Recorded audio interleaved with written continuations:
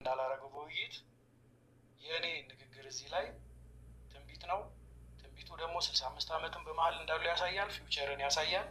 እግዚአብሔር ቀን እንደቀጠረ ያሳያል። አይ ካላችሁኝ ደግሞ እናንተ አትገደዱ። ዲስተርብ አላርጋችሁ። ኡስታዝ መሐመድ ትንሽ ጊዜ ያውሉክና ካልተግባባ ከአብላሂማ ጋር ትቀጥላለህ፣ ካልሆነ ከኡስማን ጋር ትቀጥላለህ ማለት ነው። አግባባለሁ። ለምን ነው ማለት ነው? እህታችን ሊንዳ በዚህ አጋጣሚ ማይፌድ የወንድማችን የአብዱል ሀይም ሆነ የኡስማን ጥረታቸው ያንተን የጥያቄህን አቅጣጫ እየተከተሉ ነው። ግልጽ ለማድረግ ነው። ብዙ እንትኖችን ማስረጃዎችን እያሰባሰቡ በጥንቱ ቋንቋ ይሄን ይላል፣ በአማርኛው ትርጉም ይሄን ይላል፣ ጊዜኛው ላይ ይሄን ይላል እያሉ እየተከታተሉ ምላሽ ያስቀመጡልህ ማለት ነው። በተለይ ኡስማን ወንድማችን ልክ በአንተ አካሄድ መሰረት ጥሩ ነበረ የነበራችሁ ጊዜ። ውይይቱ እኔ ጥሩ ነው ብዬ ነው የምወስደው። በተጨማሪ ወንድማችን አብዱል ሀይ የሚያስቀመጠው ካለው ነባራዊ የባይብሉ መልእክት አንጻር ነው። እኔ ግን ልመልሳችሁ የምፈልገው መጀመሪያ ሲገልጽ እኮ ድንግል ትጸንሳለች ብሎ ነው እኮ መጽሐፉ የሚጀምረው። የኢሳያስ ትንቢት ማለት ነው። ድንግል ትጸንሳለች ነው የሚል። ይህንኑ አባባል ደግሞ ይዘኸው ሄደህ ሉቃስ ላይ ማርያም ሆይ በእግዚአብሔር ፊት ጸጋ አግኝተሻል፣ እነሆ ትጸንሻለች ነው።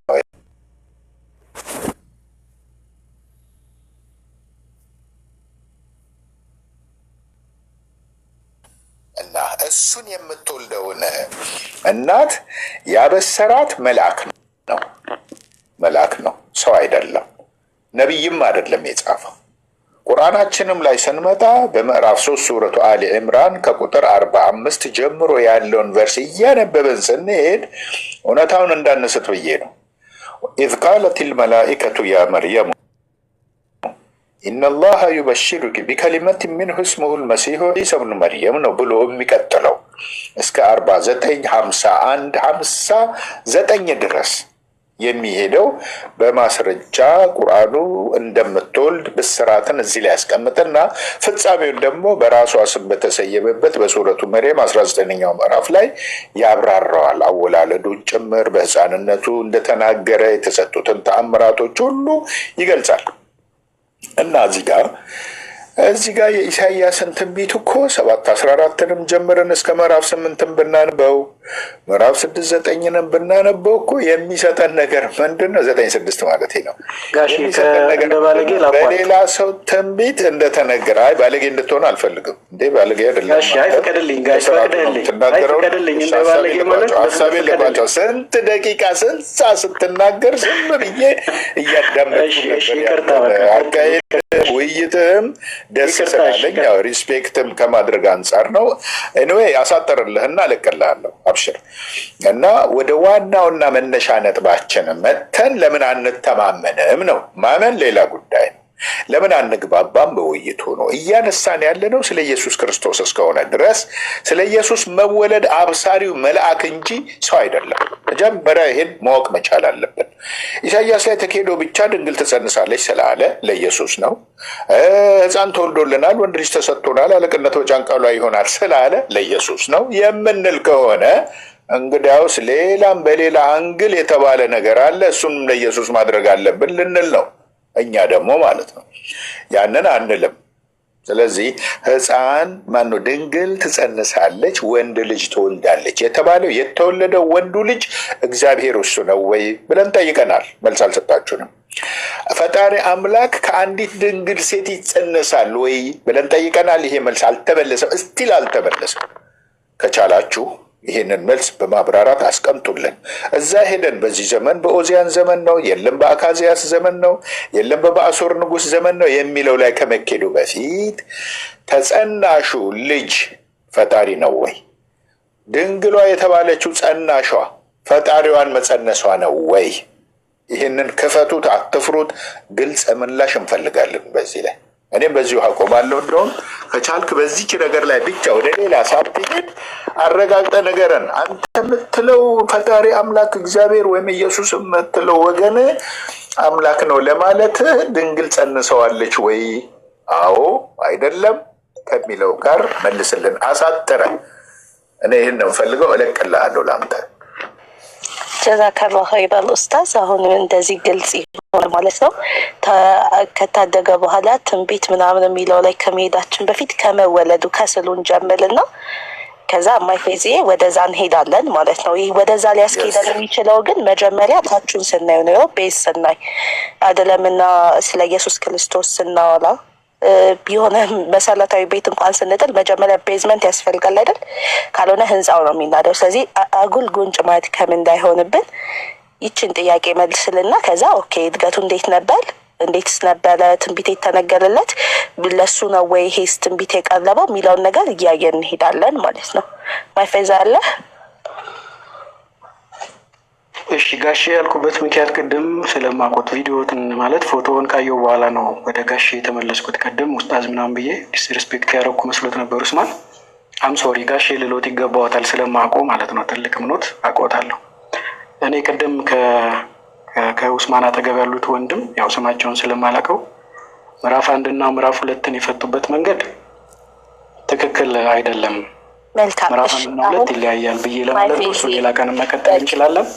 ስለዚህ አሁን ከሰማችሁና ወደ እሱ ጋር ኢሳያስ ትንቢት ተናጋሪ ትንቢት ነጋሪ እንጂ ትንቢቱን ፈጻሚ ነው የሚል ግምትም አስተሳሰብንም የለንም። ትንቢት ፈጻሚው አካል ሌላ ነው እንዳሉት እርሶ መልአኩ ገብርኤል ነው። የተነገረ ትንቢት ሰውየው ሊሞት ይችላል። የተናገረው ሰውዬ በሱ ዘመን ተናግሮ ይሞታል።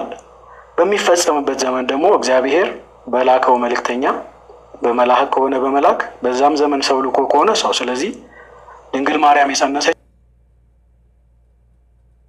በተነገረው ትንቢት አማካኝነት ትንቢቱ ይፈጸም ዘንድ በገብርኤል ነው። በገብርኤል በጅብሪል አማካኝነት አምሶሪ ሊንዲ አንድ 10 ደቂቃ ስጪኝ። አንደኛው ማይክ የዘጋ ማወራበትና ማደምጥበት ተለያየ። ይቅርታ።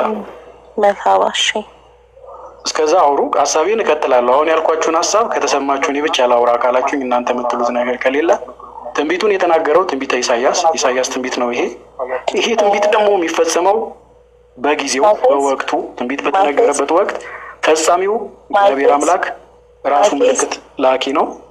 ምልክቱን ሚስላለግህ ነው። አሁን ይሄ አንተ የፈለግከውን ኮንሰፕት ብቻ ተናግሎ ላይክ ማይክ ዘግቷል። የፈለግካትን ኮንሰፕት ተናግረህ መውለድ ነው የሚሆነው። ይህን ደግሞ መቀበል ይከብደናል። ስለዚህ ከስር ጀምሮ አሁን ኡስታዝ መሐመድ ጠይቀውክ ነበርና ከስሩ ያንን መልሰህልን ወደ ጀመርነው ቦታ ላይ ያደርሰናል ሊሉ አሁን ከላይ ስለጀመር ነው ሊዱ ያዳምጥሽ አይደለም። ምክንያቱም ማዳምጥበት ማይክ አይሰራም ስላለ አሁን እሱ ማዳመጥ አይችልም። ማይኩ እስኪስተካከል ድረስ ሌላ ጥያቄ ያለኝ የሚል ሰው አለ። መልካባ ስለዚህ ሪስፔክት አድርጎ ነው እሱ ይገባል። አንዲት ነገር መናገር እፈልግ ነበረ ሊንዱ። መልካባሽ ጥያቄን በቅጡ መስማት የመልስ ግማሽ ነው ይባላል። እንደ ወንድማማች እንመካከርና ጥያቄው ራሱ በቅጡ መስማት። አንድ ሰው የሆነ ነገር ሊጠይቅ ሲያናግር በደንብ ከተረዳ ኦሬዲ ሀፍ መልሱ አለ። ወላሂ እኔ ሲናገር ራሱ ግራ ገባኝ። አሁን ለምን ምዕራፍ 1 እና 2 እንዴት ነው እኔ ኬቱ ጋር እንደጠራሁት አላውቅም። ምክንያቱም ያለ ነው ምዕራፍ 7 ላይ ነው። ኮንቴክስት ይዘህ ውረድ። ምዕራፍ 7 ሙሉ ለሙሉ የሚያጠቃልለው ቁጥር 1 ላይ ነው፣ መጀመሪያው ላይ ነው። ቁጥርና ምዕራፍ አንድ አይነት ነው ወይንስ ምዕራፍ 1 ብዬ ከሆነ እስቲ አርሙኝ እናንተ።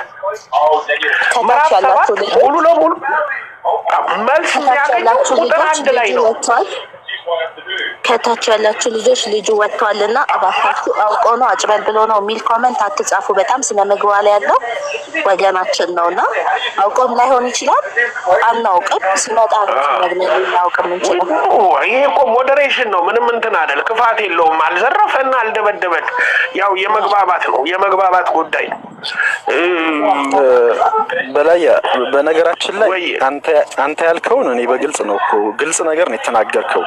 ምንድነው ምዕራፍ 7 ቁጥር 1 ላይ ሊያሸንፉት አልቻሉም ብሎ ዘጋውና እንዴት ሊያሸንፉት እንዳልቻለ በዝርዝር አስቀመጠ ነው። ይሄ ሐሳብ አይደል? እንደ መጽሐፍ ብዬ ተናግሬያለሁ አይደል? መጽሐፍ ሲታተም ከጀርባው ሙሉ ታሪኩ እንደሚጻፍ ቁጥር 1 ናት የምትታተመው። ለዚህ ለምዕራፍ 7 ኮንቴክስቹዋል ነው አይደል ያልኩት? ይሄ ነው፣ ግልጽ ነው። ግን ያው መስማት የምንፈልገውን እንሰማለን። አንዳንዴ የማንፈልገው ጥሩ ሀሳቦችን ያንሸራሸራችሁት። በዚህ አጋጣሚ ኮሜንታተሮችን አንድ ነገር ማለት ፈልጌ ነው፣ ይቅርታ አድርጉልኝ። በተቻለን መጠን የሚያስከፉ የሆኑ ኮሜንቶችን አትጻፉ። ለሚጽፉ ሰዎች ምላሽ ባቅጣጫቸው ስጡ። ነገር ግን ከራሳችሁ በመጣ እንትን አትበሉ። ምክንያቱም አንድ ሰው እዚህ ጋር ወጥቶ ሸሃደተይን ቢመሰክር አጅሩ የሁላችንም መሆኑን ታውቃላችሁ አይደል? ይህን አትርሱ። ለዛም እድዑ ኢላ ሰቢሊ ረቢከ ቢልሕክመቲ ወልመውዒዘቲ ልሐሰነ ወጃዲልሁም ቢለቲ ሂየ አሕሰን ይላል። ኢለ ለዚነ ዘለሙ የሚለውም አያ ከመኖሩ ጋር ማለት ነው። ሰዎችን ያው በጥበብ በሂክማ የሚለው ነገር ያው ሀቅን በቦታው ማስቀመጥ ነው። በዚህ መልኩ ማድረግ አለብን ነው። እንደውም አንዳንዴ የኛ ወይም እኔ በተለይ ሆቶዬ በምናገርበት ሰዓት እንደውም ጠቆም ልታደርጉኝ ይገባል ማለት ነው። በቴክስትም ቢሆን ማለት በኮመንት እንጂ በሚያስከፋ መልኩ ምንም ነገር አትላኩ። አንደኛ እንግዶች ናቸው፣ በእንግድነት ነው የሚመጡት እኛ ጋር። በሁለተኛ ደረጃ ደግሞ አላስፈላጊ ንግግር ከተናገሩ ያው ሞዴሬተሮች አሉ፣ ፈጣን ሞዴሬተሮች እህታችንም አለች፣ ወደ ታች ሊያወርዷቸው ይችላሉ። ከሚናገሩት ንግግር የቻልነውን ያህል ሰብር ማድረግ አለብን። በነቢዩ ላይ በክብራቸው በቁርአናችን በተመሳሳይ በዲናችን እና በምእመናን በሙስሊሞች ላይ ወሰን ሲተላለፉ የምንወስዳቸው እርምጃዎች ይኖራሉ። የቃላትም ሆነ ሌሎች አክሽኖች ማለት ነው። ወይም እነሱን ሚዩት የማድረግ አክሽን ለማለት ፈልጌ ነው። ካልሆነ ኮሜንቶቻችንን በተቻለን መጠን ሰብር የተሞላባቸው ብናደርግ ጥሩ ነው ለማለት ነው። ደቂቃ መውሰድ አልፈልግም። ሰላም አለይኩም ወረሕመቱላህ። ጀዛከላሁ ኸይረን ኡስታዜ። እሺ አሁን ሁላችሁም በላያም ኡስማንም ኡስታዝ መሐመድም ደክማችኋል። ኔት ወይም ጃክ የሚባል ልጅ ገብቷልና ጥያቄ አለክ? ኦርቶዶክስ ነኝ ብለህ ኮሜንት ላይ ጥያቄ አለኝ እያልክ በጣም ስትጽፍ ነበር። ስላስገባችሁኝ አመሰግናለሁ። አዎ ጥያቄ አለኝ። እሺ አሁን ጃክ ከላይ ከኡስማን በላይ ይታይካል። ጀርባው ሰፊ ፎቶ ለፋይል ያለ ከሱ ጋር ነው የምትወያየው። ሊንዳ እየሰማሽኝ ነው? ከዛ በስተፊት ቀደም እኛ ፌዝን ጠይቀነው የነበረውን ጥያቄ ሊመልስልን ከቻለ ለሱ እድሉን ለምን አንሰጠውም? የኢሳያስን መልእክት ማለት ነው። ምክንያቱም እሱም ክርስቲያን ነው እና ያንም መመለስ ከቻለ ቢመልስልን ማለት ነው። ኢንሻአላህ። እሺ አይ ሰምቻለሁ። ሊንዳ አንድ ጥያቄ ነው መጠየቅ የፈለጉትና ጃክ ይሰማል? ጃክ ሚውት ላደርግህ ነው። እሺ አሁን እዚህ ጋር ኡስማንም ኡስታዝ መሐመድም በላያም ቢሆኑ እስካሁን ድረስ ከአንድ ወገናችን ጋር ሲወያዩ ስለነበረ ከላይ ከኡስማን በላይ አብላሂማ የሚል አካውንት አለ። ስለዚህ ጥያቄ መጠየቅ ስትፈልግ ከአብላሂማ ጋር ይሆናል አሁን የምትጠይቀውን ጥያቄ ምላሽ የምትወስደው ማለት ነው። አብላሂማ ጋር ያልገባ ወይም ያልተቀበልከው ኮንሰፕት ካለ ደግሞ ሌሎች ወንድሞች ምላሽ ይሰጡሃል ማለት ነው። እሱ ላይ ተደልድበህ አንተ ምላሽ መስጠት አትችልም። እሱ ጋር ገብተህ አላስፈላጊ ንግግር መናገር አይቻልም። ጥያቄህን እንደ ጥያቄ እንወስዳለን። ሃይማኖቴ ላይ ደግሞ ጠንካራ ነኝ አውቀዋለሁ ልመልስ ዝግጁ ነኝ ካልክ ደግሞ ልክ ወገናችን ገብቶ በነበረ ሰዓት ላይ የጠየቅነው ጥያቄ አለ። ስለዚህ እሱን ጥያቄ መልስ ሰጥተህ ወደ ጥያቄ ከምትገባ ከሆነ መልካም። እውቀቱ የለኝም ባለሁበት ሃይማኖት ላይ እና እኔ ኢስላሚክ ላይ ነው ጥያቄ ካልክ ደግሞ እሱን ጥያቄህን ጠይቀህ ምላሽ ተሰጥቶ በጥሩ ሁኔታ እንለያያለን ማለት ነው። ግልጽ ነው ጃክ? ሚዩት ነሽ? ያው አይ ግልጽ ነው። እኔ አንድ ጥያቄ ብቻ ነው ማለት በጥያቄ የፈለኩትና እዚህ ውስጥ ያሉ ማንኛውም ቢመልስልኝ ችግር የለም። በጥያቄ እና እና እኔ ብዙ እውቀት ሃይማኖቴ ላይ ብዙ እውቀት የለኝም። ስለዛ እኔ አንድ ብቻ ጥያቄ ጠይቄያቸው ማወቅ ስለፈለግኩ እስልምና ላይ ጥያቄ ስላለ አንድ ጥያቄ ብቻ ነው ያለው። ተቀበዩ ይጠይቅ፣ ችግር የለም። እሺ ጠይቅ ጃክ። አብላሂም አለክ ዩተናንሳ ወንድምየው አብሽሪ እንመልስለታለን። ሊንዳ ምንም ችግር የለም። አብሽሪ ምንም ድካም የሚባል ነገር የለም። ይሄ ኸይር ስራ ስለሆነ ድካም የሚባል ነገር የለም። አብራሂማ ካለ እሱም ይመልስለታል፣ ከሌለ ምናልባት ደግሞ አብሽሪ አለ ይመልስለታለን። ኢንሻአላህ ጥያቄውን ይቀጥል። እሺ ልቀጥል? አዎ ቀጥል። እሺ አመሰግናለሁ። ጥያቄ በእስልምና ማለትም ብዙ ጊዜ ቀደምት ነቢያቶች ሙስሊም ናቸው ይባላል እና ይህ መጠለቁ ብላ እዚህ ላይ ተንተርሻል ጥያቄ ልጠይቅ የምፈልገው። ስለዚህ ቀደምት ነቢያቶች ሙስሊም ከሆኑ ከፕሮፌት መሐመድ በፊት የነበሩ ነቢያቶች ሙስሊም ከሆኑ እነዛ ነቢያቶች ይሰማል፣ ግን ድምፅህ በጣም ሎ ነው። ከፍ አድርገው ድምፅህን፣ ጮክ በል። እሺ አሁን አይሰማም? አሁን ይሰማል። ጥሩ ነው። እሺ ቀደምት ነቢያቶች ሙስሊም ናቸው ስለሚባል በዚህ በሙስሊሞች ወገን ከዚህ ጋር ያይዤ ነው ጥያቄ የሚጠይቃችሁ ማለት ነው። እና ከፕሮፌት መሐመድ በፊት የነበሩ ነቢያቶች ሙስሊም ከነበሩ እነዛ ነቢያቶች እስልምናን በምን በኩል ነበር በምን መንገድ ነበር ፕሬዘንት እያደረጉ የነበሩት ለህዝቡ? ነቢይ ያው ነቢይ ከሆኑ ምድር ላይ ነው የሚኖሩት። ስለዚህ ምድር ላይ በነበሩ ጊዜ በምን ቋንቋ ነው እስልምናን ኤክስፕሌን እያደረጉ የነበሩት ለህዝቡ ማለት ነው? ጥሩ ከዚህ ጋር ተያይዞ ቆይ እችን እንመልስልህ ከሚደራረብ እቺኑ አጠር አድርገን እንመልስልህና የቀረህን ደግሞ ታስከትላል። አይሻልም ወይስ ተያያዥ ነው? ተያያዥ ነው፣ ያው እንደ አንድ ጥያቄ ማለት ነው። ኦኬ በህድ ተያያዥ ነው ማለት እነዚህ ነቢያቶች ቀደምት ነቢያቶች ትንሽ ጥያቄ ስለፈጠረብኝ ነው። እና እነዚህ ቀደምት ነቢያቶች አብዛኛው ነቢያት የሚባሉት እንደ ከሆነ ኢሳም ከሆነ በሙስሊም ሙሳም ከሆነ በሙስሊሞች ከእስራኤል 12ቱ ነገድ የመጡ ነቢያቶች እንደሆኑ ይነገራል በእስልምና። እና እነዛ ነቢያቶች ምድር ላይ በነበሩ ጊዜ እንደምጠየቁት መሰረት እንዴት ነበር እስልምና ፕሬዘንት እያደረጉ የነበሩት? እና እስልምናን በዛ ታይም ፕሬዘንት የሚያደርጉ ከሆነ ደግሞ በሚያደርጉበት ቋንቋ ምን አይነት መረጃ አለ ወይስ ምን አይነት ከታሪክ አንፃር ምን አይነት ታሪክ አለ? አመሰግናለሁ። ኦኬ እሺ ሚዩት አድርግልኝ፣ ባክግራውንድ ላይ የሆነ እንትን እየሰማ። ኦኬ እሺ ቢስሚላህ አርረህማን አርረሂም። እጅግ በጣም ሩህሩህ አዛኝ በሆነው በፈጣሪያችን በአላህ ስም እጀምራለሁ። አልሐምዱሊላህ ረቢል ዓለሚን፣ ምስጋናም ለሱ የተገባ ይሁን። አሰላቱ ወሰላሙ አላ ረሱሊላህ ሰለላሁ ዐለይሂ ወሰለም። በመጀመሪያ ኢስላም የሚለውን ኮንሴፕሽን ጠቅላይ የሆነ ስያሜ መሆኑን ማወቅ መቻል አለብን። ኢስላም ማለት የፈጣሪ ትዕዛዝ ወይም የእሱ መንገድ፣ እሱ ራሱ የደነባው መንገድ፣ ሰዎች በምርጫቸው ሳይሆን ስመ ስያሜም የሰጡት ሳይሆን ፈጣሪ በራሱ ኢስላም ብሎ የደነባው የደነገገው መንገድ ነው። የእምነቱ የሃይማኖቱ ስም ነው ማለት ነው ኢስላም። ሙስሊም የሚለው ደግሞ እዛው እምነት ውስጥ ለፈጣሪ ትዕዛዛት ታዛዥ ሆኖ ፈጣሪውን የሚያመልክ የላከለትን ነቢይ የሚከተል ያወረደለትን መለኮታዊ መጽሐፍ የሚመራ ማለት ነው። ሙስሊም ታዛዥ ነው፣ ኢስላም ትዕዛዝ ነው በሚለው እንውሰደው። የትዕዛዝ መንገድ ነው ብለን እንውሰደው።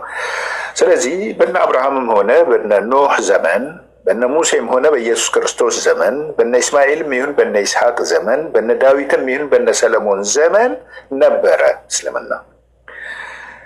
እንዴት ሊኖር ቻለ ካልን ሰው የተፈጠረው እንደውም በኢስላም ነው ብሎ ጠቅልሎ ይነግረናል። ቁርአን ምዕራፍ 30 ቁጥር 30 ላይ ሱረቱ ሩም የሚባል ምዕራፍ አለ። የሮም ምዕራፍ ማለት ነው። እዛ ላይ በ30ኛው አንቀጽ ላይ ምን ይላል? ፈአቂም ወጅሀከ ሊዲን ሐኒፋ ፊጥረተ ላህ አለቲ ፈጠረ ናስ ዐለይሃ ላ ተብዲለ ሊኸልቅ ላህ ዛሊከ ዲኑል ቀይም ወላኪነ አክሰረ ናስ ላ ያዕለሙን በማለት አላህ የኢስላምን የሙስሊሞችን አንድነትና ልዩነትንም ጭምር አስቀምጧል። ፊትህን ወደዛች ወደ ቀጥተኛው መንገድ አዙር።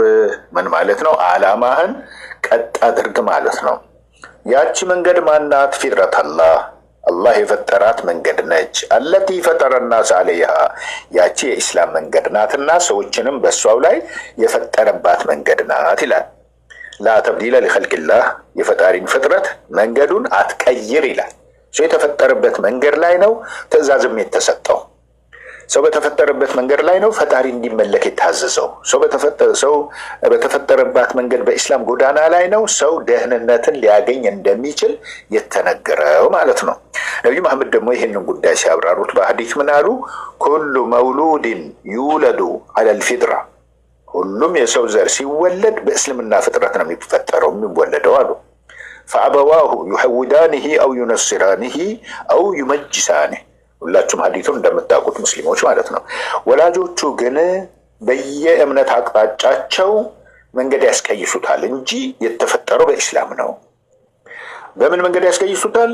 እሳት አምላኪዎች መጁሶች ይባላሉ። የራሳቸው መንገድ ያስይዙና ይቀጥሉታል። አይሁዳውያንም የራሳቸው መንገድ አስይዘው ያስቀጥሉታል።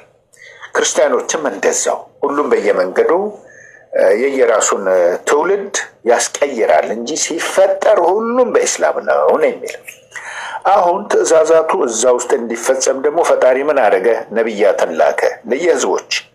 ለኖህ ዘመን ህዝቦች ኖህ ተልኮላቸው በኢስላም እንደተላከ ቁርአን ላይ ምን ይላል?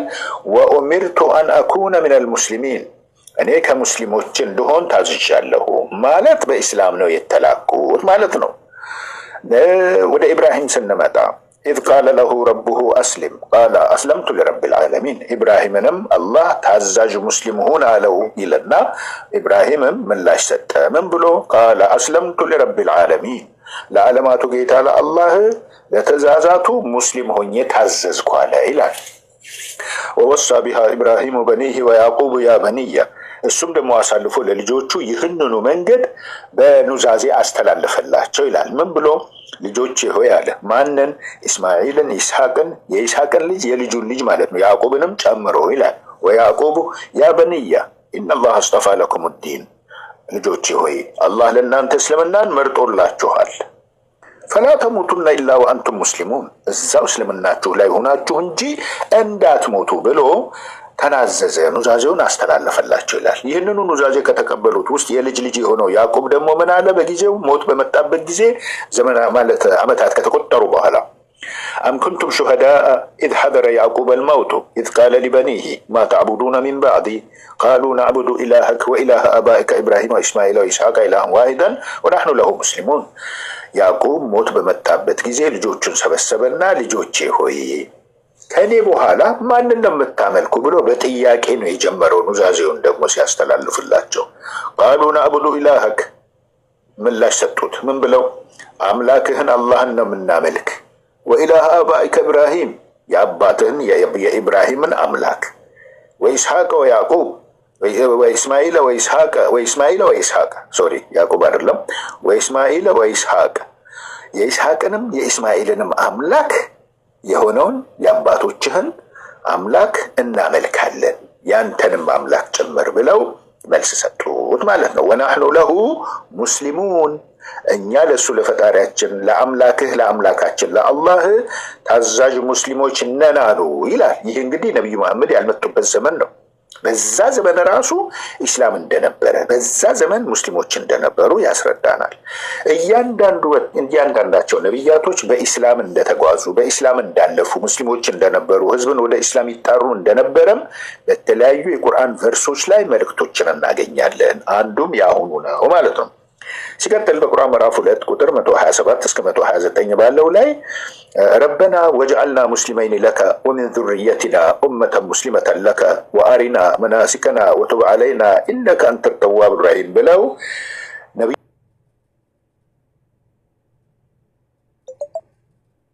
ነቢዩ ኢብራሂምና የበኩር ልጅ ኢስማኤል የካዕባን ግንባታውን ከፍ ባደረጉና ግንባታቸውንም ካጠናቀቁ በኋላ መልካም ስራችንን ተቀበለን ብለው ከጸለዩ በኋላ በጸሎቱ መካከል ይችንም አስገቡ። ምን ብለው? ረበና ወጅዐልና ሙስሊመይን ለክ፣ ጌታችን ሆይ ለአንተ ታዛዥ ሙስሊሞች አድርገን፣ በቃ በእስልምናችን ላይ አጽናን ማለትን ነው የለመኑት። ወሚን ዙርየቲና፣ ከዘራችንም ሙስሊም አድርግ፣ ኡመተን ሙስሊመተን ለከ፣ የአንተ ታዛዥ ህዝበ ሙስሊም አድርግልን አሉ።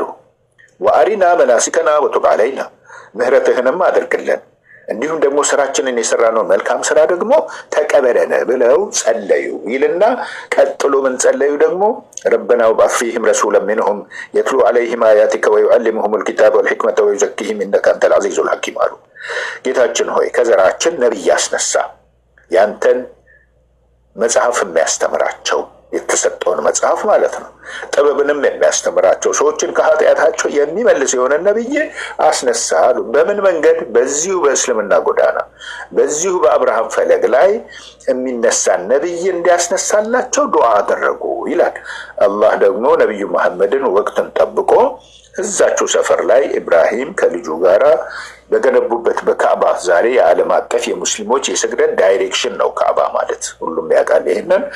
ያንን በገነቡባት ስፍራ ላይ ነቢዩ መሐመድ ተወለዱ። ነቢይነትን እዛው አካባቢ ነው የተሾሙትና የተላኩት ማለት ነው። ምን አላቸው አላህ ሲያዝ? ኢተቢዑ ሚለተ ኢብራሂም ሐኒፈን ወማ ካነ ሚነል ሙሽሪኪን ثم أوحينا إليك أن اتبع ملة إبراهيم حنيفا وما كان من المشركين أنت نبي ሆይ ተባሉ። ነብይነትን በታዘዙ ጊዜ የኢብራሂምን ፈለግ ትከተል ዘንድ እሱ ቀጥተኛ መንገድ ሲሆን ታዘሃል ተባሉ። የኢብራሂም መንገድ ምን መሆኑን ነው የሚያሳየን? ኢስላም። ነቢዩ መሐመድስ በምን ተላኩ? በኢስላም እንጂ አዲስን እስልምና ይዘው አልመጡም። ምናልባት አንድ የቁርአን ቨርስ አለ قل إن صلاتي ونسكي ومحياي ومماتي لله رب العالمين لا شريك له وبذلك أمرت وأنا أول المسلمين የሚል በል አንተ ሙሐመድ ሆይ ስግደቴ፣ ቁርባን መሰዋቴ፣ ኑሬ በሙሉ አሟሟቴም ጭምር ለዓለማት ጌታ ለአላህ ነው በል። وبذلك أمرت أنا أول المسلمين፣ በዚህ አይነት ትእዛዝ የታዘዝኩ የሙስሊሞች የመጀመሪያ ነኝ በል የሚል አለ። ይህ ማለት ምን ማለት ነው? እሳቸው ለተላኩለት ህዝብ በተላኩበት ዘመን እሳቸውን የሚቀድም ሙስሊም የለም። እሳቸው ቀዳሚ ሙስሊም ናቸው፣ አስከታይ ሙስሊም ናቸው ማለት ነው። የሙስሊሞች ሞዴል፣ ነቢይ፣ አስተማሪ፣ መሪ በነበረው በነ አብርሃም ፈለግ ላይ በነበረው በነ ሙሴ መንገድ ላይ በነበረው በኢየሱስ ክርስቶስ ወይም በነቢይ ኢሳ አለይሂ ሰላም መንገድ ላይ የተላኩ በኢስላም ጎዳና ላይ የተላኩ ነቢይ መሆናቸውን የሚገልጽ ነው። የተከታዮች የሙስሊሞች ሁሉ ምንድን ናቸው? መሪ ናቸው፣ ሞዴል ናቸው የሚለውን ነው የሚያሳየው። ሙሳም በዘመኑ እንዲህ ተብሏል እኮ እንዲህ ተብሏል። ምን ተብሏል? እሱ ደግሞ ምንድን ነው?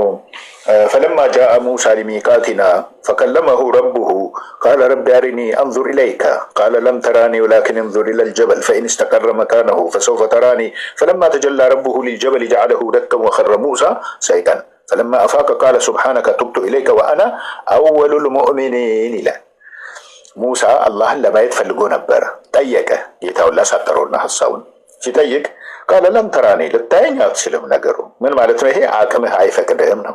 አይንህ አይችልም ነው። አጭሩ ማንነትህ እኔን ለማየት አይችልም ነው። ወላኪን እንዙር ኢለል ጀበል፣ ጥያቄውን ግን ለመመለስ መብታቸውን ጠብቀና የሙሳን አላህ ምን አለ? እንዙር ኢለል ጀበል፣ እስኪ ወደዛ ተራራ ተመልከት።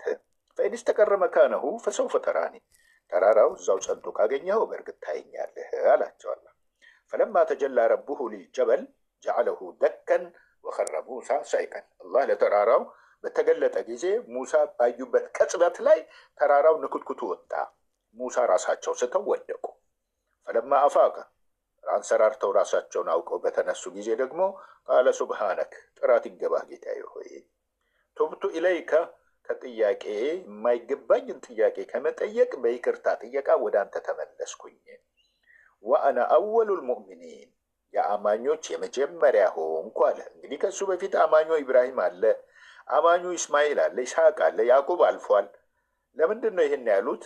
ለህዝባቸው ለተላኩለት ህዝብ የመጀመሪያ መሪ ሞዴል አማኝ ሙሳ መሆናቸውን ሲገልጹ ነው። ወከዛሊከ እንደዚሁ ደግሞ ነቢዩ መሐመድን በዚህ መልክ ነው የታዘዙት። ስለዚህ ኢስላም ጥንታዊ እንጂ ነቢዩ መሐመድ ይዘውት የመጡት ሃይማኖት አይደለም። በኢስላም ላይ ነው የተላኩት እንጂ አዲስን ኢስላምን ይዘው ነው። ስለዚህ ለማጠቃለል ያህል በቁርአን ምዕራፍ 3 ቁጥር 85 ላይ ደግሞ ወመን የብተጊ ገይረ ልእስላሚ ዲናን ፈለን ዩቅበለ ሚንሁ ወሁወ ፊል አኺረቲ ሚነል ኻሲሪን። እንደዚሁ ነቢያቶች በተከታታይ ከተላኩበቱ እስልምና ሌላ ነቢዩ መሐመድ በመደምደሚያነት ከተላኩበት እስልምና ሌላን ሃይማኖት እፈልጋለሁ እድንበታለሁ የሚል ካለ ተቀባይ የለውም አለ አላህ። ተቀባይ የለውም አለ። ወዲያኛው ዓለም በፍርድ ቀን ከከሳሪዎቹ ይሆናል። ሚንስ ተቀጪ ነው ማለት ነው። ከገሃነመ እሳት አይወጣም። ይህንን ጎዳና የተፈጠረበትን መንገድ ትቶ ስቶ እምቢ ብሎ ሐሰትን የመረጠ ራሱ በፈበረከው ጎዳና በመሰለው መንገድ የተጓዘ ሁሉ ድህነት የለውም፣ የዘላለም ቅጣት ይጠብቀዋል ይላል። በዚህ መልኩ ነው ማለት ነው። አላሁ አለም። ጥያቄህን መልሻለሁ። ወገናችን ጃክ ሚዩት ነህ። ጥያቄ ተመልሷል። እያዳመጥኳቸው ነበረ። ያው እነሱ ከቁርአን ላይ ሁሉን ነገር ነግረውናል። ከቁርአናው ግን የኔ ጥያቄ የነበረው ከተሰማ ለምሳሌ አንዴ አጣቅሼ ብቻ አንዴ ቆይ ኖ ወደዛ ከመሄድ በፊት ይህን እንደ ሁለተኛ ጥያቄ እንወስድልሃለን፣ ትጠይቃለህ፣ ችግር የለም። መጀመሪያ ግን የጠየቀው ጥያቄ እንዳትረሳው አንተ ራስህ። እኛ ጥያቄውን ስለተረዳን ነው መልሱን የመለስንልህ እና ከዛ በስተፊት የኢስላም ምንነቱ ምን ነበረ ነው ያልከው። ከነ ሙስሊሞቹ ናቸው ከተባሉት ነቢያት ጭምር ከእስልምናው ምንነት ጋራ ሙስሊም ማለት ምን ማለት እንደሆነ ነው መልሱን ያስቀመጥኩልህ። ይሄ ተመልሶልሃል? ወደሚቀጥለው ከመሻገር በፊት ማለት ነው። አይ እኔ ሌላ ጥያቄ ሳይሆን እዚሁ ላይ ራሱ ላይ ነው ጥያቄ ማለት አልተመለሰም ነው። አው ማለት ቀደምት ነቢያቶች እስልምናን በምን በኩል ፕሬዘንት እያደረጉ በምን ቋንቋ ነው? በሂብራይስጥ ነው? በአረበኛ ነው? በሂብራይስጥ ከሆነ ተጨባጭ ነገር ምን አለ ነው? ያ ነገር ቋንቋውን ነው አሁን የምትፈልገው? እሺ ቋንቋውን ነው የምትፈልገው? ቋንቋውም ነው። ሁለተኛ ደግሞ እሺ ሁለተኛ ደግሞ ተያያዥ ነው። አንደኛ ቋንቋው ነው። እነዚህ ከእስራኤል ነገድ የወጡ ነቢያቶች ሁሉም ኖህም፣ ሙሳም፣ ኢሳም እነዚህ በምን አይነት ቋንቋ ነበር? በአረበኛ ነው? በሂብራይስጥ ነው እስልምና ፕሬዘንት ያደርጉት በዛ ዘመን? አንደኛው እሱ ነው። ሁለተኛ ተጨባጭ ነገር ባረጉበት በነበራቸው ሀገር እስራኤሎች በእስራኤል ውስጥ ምን አለ? በታሪክ ተጨባጭ ነገር እስልምናን እዛ ጋር እንትን እያሉ እንደነበር የሚያሳይ አሁን ላይ የሚወሳ ታሪክ ምን አለ እዛው ላይ ከቁርአን ውጪ ማለት ነው? እሺ የመጀመሪያውን ልመልስልህና ቋንቋውን አስመልክቶ አምላካችን አላህ ምን ይላል? ወማ ኑርሲሉል ሙርሰሊና ኢላ ቢሊሳኒ ቀውሚሂ ይላል። ትርጉም ላይ ነቢያቶች እያንዳንዳቸው የተላኩት በህዝቦቻቸው ቋንቋ ነው፣ በህዝቦቻቸው በሚረዱት ቋንቋ ደግሞ ሊያስተምሩ ነው ይላል። ነቢ ዒሳ ዓለይሂ ሰላም በህዝቦቹ ቋንቋ ነው የተላከው፣ በዕብራይስጥ ማለት ነው። ነቢ ሙሳም እንደዛው በህዝቦቹ ቋንቋ ነው የተላከው። ነቢዩላህ ኢብራሂምም እንደዛው። ኢብራሂም አረብ ነበር እንዴ ምናምን እንዳይባል አረብ የሚባለው የመጣው ራሱ ከኢብራሂም በኋላ ነው። እንደዛማ ካለን ማለት ነው። ስለዚህ በዘመነ ኖህ ህዝቦች ህዝቦቹን ሲያስተምር የነበረው ኖህ በህዝቦቹ ቋንቋ ነው። ምን አይነት ቋንቋ ነው? ልክ በዘመናችን እኛ ኦሮምኛ፣ አማርኛ፣ ጉራግኛ፣ ስልጠኛ፣ ትግርኛ እንደምንለው ሳይሆን በቋንቋቸው ይላል። ታሪካቸውን ግን በምን አምጥቶ ተረከው? ለነቢዩ መሐመድ በተወረደው ኢና አንዘልናሁ ቁርአንን ዐረቢየን ለዐለኩም ተዕቂሉን በሚል ቁርአን የተወረደው ህዝቦች በሚያወሩበት ቋንቋ በአረብኛ ነው ይላል። ግልጽ በሆነ አረብኛ ነው ይላል። አረብኛ ቋንቋም አደረግኩት ይላል። የቀደምት ነቢያትን ስራቸውን፣ ታሪካቸውን፣ ማንነታቸውን ጭምር በአረብኛ ቋንቋ ነው የተረከው በቁርአን። በዘመናቸው ግን በየቋንቋዎቻቸው ነው ያስተማረው። ቋንቋቸውን እንፈልጋለን ምንድን ነው ለሚለው እሱ ቀላል እኮ ነው። ጉግል ላይ ገብተን ሰርች አድርገን ማውጣት ይቻላል። ኢብራሂም በምን ቋንቋ አስተማረ? ሙሳ በምን አስተማረ? ኢሳ በምን አስተማረ? ያንን ለማወቅ ከተፈለገ እዛ ገብተን ሰርች ማድረግ እንችላለን። ጠቅለል አድርጎ ግን ቁርአን ምን አለን? በየህዝቦቻቸው ቋንቋ ነው ነቢያት የተላኩት ይለናል። ይሄ ጠቅላይ የሆነ ምላሽ ነው ማለት ነው። ቋንቋውን አስመልክቶ በዚሁ ላይ እናብቃው። ሁለተኛው ጥያቄ ላይ ሁለተኛዋን እስኪ አስታውሰኝ። ሁለተኛ ጥያቄ ድገመው እስኪ። ሁለተኛው እዛው በራሳቸው ቋንቋ ከሆነ እዛው አሁን ላይ የሚታይ ነገር ለምሳሌ እዛው አገራቸው ላይ እስራኤል ከሆነ እስራኤል ውስጥ አሁን ላይ እስልምና ፕሬዘንት የተደረገበት በጽሁፍም ይሁን በሚዳሰስም ነገር ምን አለ መግለጫ ነው ከቁርአን ውጭ? እሺ ጥሩ። በሚታይም ሆነ በሚዳሰስ በምን ላልከው በዓለም አቀፍ ደረጃ በሚታይና በሚዳሰስ መልኩ ኢብራሂም አለይሂ ሰላም ነቢዩ ኢብራሂም የገነቡት ግንባታውን ከፍ ያደረጉት የሆነው የካዕባ ቤት መስጂድ እንደውም ባይብል ውስጥ በመዝሙረ ዳዊት ምዕራፍ 84 ቁጥር 6 ላይ በካ በተሰኘው ሸለቆ በሚያልፉ ጊዜ የምንጭ ስፍራ ይሆናል፣ የሕግ መምህርም በረከትን ይሰጣል የሚላል። በካ ማለት መካ፣ የመካ የጥንት ስሟ ነው። ይሄ ባይብል ላይ በካ ይላል። 1980 ቀላል ትርጉም፣ 1997 66ቱ ቀላል ትርጉም ላይ መዝሙረ ዳዊት 84 6 ላይ፣ በ1954 እትም ላይ ደግሞ በለቅሶ ሸለቆ በሚያልፉ ጊዜ ይላል። በካ ማለት በአረብኛ ሲሆን ለቅሶ ማለት በአማርኛ ነው። በካ ማልቀስ ወይም ለቅሶ ማለት ነው። ቃሉን በአረብኛው ነው ያስቀመጠው። ቁርአን ላይ ደግሞ በምዕራፍ 3 ለለዚ ቢበከተ ሙባረከን ወሁደን ሊልዓለሚን ይላል።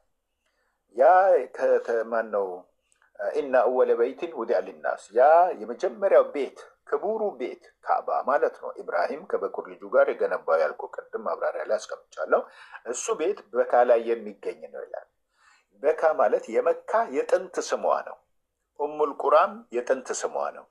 የመዲና የጥንት ስሟ የስሪብ እንደሚባለው ማለት ነው። ስለዚህ ያንን ስፍራ ባይብሉም ጠቅሶታል፣ ቁርአኑም ጠቅሶ አስቀምጦታል። እዚህ ጋር በዓለም አቀፍ ደረጃ ሰዎች ሐጅ ልናደርግ ስንፈልግ የዑምራ ፕሮግራምንም ልንፈጽም ስንፈልግ የምንሄደው የት ነው? መካ ላይ ማለት ነው። ዓለም አቀፋዊ የሆነ የሚታይም ሆነ የሚዳሰስ የሚጨበት ኢቨን የሚተገበር ስራ ራሱ እዛ ቦታ ላይ አለ። የግድ እስራኤል ምድር ላይ መሄድ አለበት። አሜሪካ ላይ፣ ዩሮፕ ላይ፣ ለንደን ላይ፣ ካናዳ ላይ የምንለው ነገር የለም። በየሀገሩና በዓለሙ ላይ በፀሐይ መውጫ እስከ መጥልቂያ ድረስ ባለው ላይ ደግሞ ሙስሊሞች የምንተገብረው የሚጨበጥ የሚታይ ስራ አለ። ምን? 5 ጊዜ ስግደት መስገድ፣ አዛን መውጣት፣ ኢስላም ሼር ተደርጎ በዓለም ላይ በቋንቋው በራሱ ቋንቋ በቁርአኑ ቋንቋ ሳይቀየር ማለት ነው ሙስሊሞችን አንድ ሊያደርጋቸው በሚችል አካሄድ መልኩ በዓለም ላይ የሚታይ ነገር አለ። ሙሽ አንዲት ከተማ ላይ ወይም እስራኤል ምድር ወይም አይሁድ ምድር ላይ ብቻ አይደለም የሚወሰነው፣ በዓለም ላይ ያልኩ ያንን ነው ማለት ነው። ሀገራችንም ውስጥ ይኸው በየክልሉ በየዞኑ መሳጅዶች አሉ፣ መስጊዶች፣ አዛን ይደረጋል፣ ሰላት ይሰገዳል። ከዚህ በላይ የሚታይ ነገር ምንም ነገር የለም። ኡስታዝ መካ ካዕባ የነበረው በሙሳ ዘመን ነው አይደለም? አው ስለ ሙሳ እያወራን ስለነበር ማለት ነው። ምክንያቱም ዘመኑ ጥሩ ችል ልመልስልህ፣ ችግር የለም። ኦኬ ትቀጥላለህ። ካዕባ የነበረው በመጀመሪያ ጥንታዊ ቤት ነው። ከአዳምም መፈጠር በፊት የነበረ ነው መሰረቱ ማለት ነው። በመላእክት የተመሰረተ መሰረታዊ የሆነ ቤት ነው። ከዛ በኋላ ግን እንትኑን መሰረቱን ከፍ እንዲያደርግ አደም ወይም አባታችን አዳም ማለት ነው ዱዓ አድርገው ነበረ። ጌታዬ ሆይ የዚህን መሰረት ከኔ ዘር የሚገነባን ከኔ ዘር አድርግልኝ ብለው ዱዓ አድርገው ነበረ። ከዛ በኋላ አላህ እድሉን ለማን ሰጠ? ለኢብራሂም ሰጣቸው። ለነቢዩ ኢብራሂም አለይሂ ሰላም ሰጣቸውና ከበኩር ልጃቸው ከኢስማኤል ጋር ወኢዝ የርፈዑ ኢብራሂሙ ልቀዋዒደ ሚነል በይት ነው የሚለው። ኢብራሂም የነበረውን መሰረቱ የነበረውን ቤት ግንባታውን ከፍ ባደረገ ጊዜ ይላል ሚነል በይት ረበና ተቀበል ሚና ኢነከ አንተ ሰሚዑል ዓሊም። ጌታችን ሆይ ይህንን ግንባታችንን ከፍ ያደረግነውን ግንባታ ባዘዝከን መሰረት ተቀበለን፣ መልካም ስራችንን ተቀበለን ብለው ጸለየ። ቅድም የጠቀስኩልህን ሁለቱንም ጸሎቶች ጨምሮ 3 ጸሎቶችን አደረገ። አላህ ጸሎቱንም ተቀበለው። ጸሎቱም ትንቢት ሆኖ ነበርና ትንቢቱም ተፈጸመ። ነቢዩ መሐመድም እዛ ስፍራ ላይ በነቢይነት ተላኩ ያልኩ ይህንንም ጨምሮ ነው ማለት ነው። ስለዚህ ካዕባ ማለት በሙሳ ዘመን ሳይሆን ከዛ በፊት የነበረ ነው። ኢብራሂም መጥቶ ግንባታውን ከፍ ያደረገው ቤት ነው። ከዛው ጋር አብሮ ምን አለ? ሀጀረል አስወድ አለ፣ ጥቁሩ ድንጋይ ማለት ነው። እሱ ደግሞ ከሰማይ የተወረደ ነው። እዛው ቦታ ላይ ተጨምሮ ነው የተገነባው። አንግል ላይ ስለተገነባ ያቺ ሰርክሏ ነገር ብዙ ጊዜ አንዳንድ ክርስቲያን ወገኖች አላውቅም እንግዲህ አንተን አመለካከት አንግል ላይ ዜሮን ነገር አንግል ላይ ስታስቀምጠው ምን እንደሚመስለው የሆነ ሾጣጣ የሆነ ቅርጽ ነው የሚኖረው እና ያንን የሴት ብልት ይመስላል ብለው የሚያወሩም ሰዎች አሉ። ለዚህ እንግዲህ አንዳንድ ትንሽ የጂኦግራፊ የመማር የጂኦግራፊ ትምህርትን ምሳሌ እንሰጣቸዋለን። ክብን ነገር አንግል ላይ ውስጥ ለጥፈው እንደዚህ አይነት ቅርጽ ነው ያለው እና ያ ሀጀረል አስወድ ሙስሊሞች የምንስመው ነቢዩ መሐመድ ሲስሙት አይተን የምንስመው ሀጀረል አስወድም አብሮት ከዛው ከካዕባ ጋር የተገነባ ነው ተያይዞ ማለት ነው። እሱም ራሱን የቻለ ሌላ ታሪክ አለው። ሰፊ ታሪክ ነው ያለው። ወደሱ አልገባም። ይሄን ይመስላል። ኦኬ። ስለዚህ ካዕባ ከሰው ልጆች ቀድሞ የነበረ ነው ማለት ነው። ስለዚህ ነቢያቶች፣ ቀደምት ነቢያቶች ሀጅ ያደርጉ ነበር ማለት ነው። ነቢይ ኢሳም ሙሳም በዛ ዘመን ሀጅ ማድረግ አለማድረጋቸውን ኢንሻአላህ እስኪ እሱም ከታሪካቸው ቂሰሰል አንቢያ የሚባል ታሪክ አለ። ከዛ ታሪክ አንጻር አይተን እሱን ደግሞ እንመልስልሃለን። ችግር የለም። ከፈለግ አንተው ራስህ ጉግል ሰርች አድርግና አግኘው።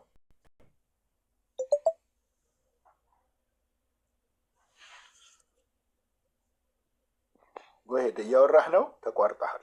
አይ ቁርአን ላይ ካለ ሀጅ እንዳደረጉ ምክንያቱም ካዕባ በዛ ጊዜ ከነበረ እሱን ሰርች አድርገን እናወጣልሃለን። ከፈለግ አንተው ራስህ ሰርች አድርገው አልኩህ።